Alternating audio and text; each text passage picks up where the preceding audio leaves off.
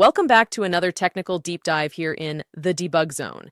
Today, we're tackling a big question and breaking it down with insights from other users. Hopefully, this clears up some misconceptions and helps you get the answer you need. So buckle up, stay a little curious, and let's jump right in.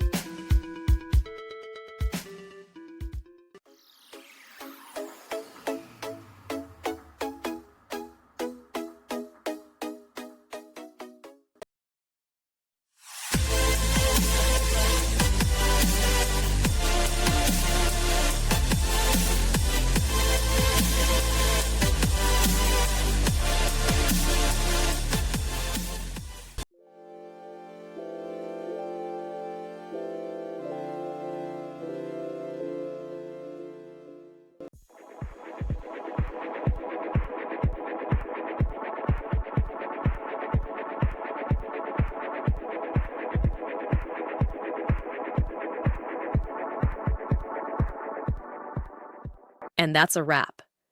I hope you found the answer you were looking for.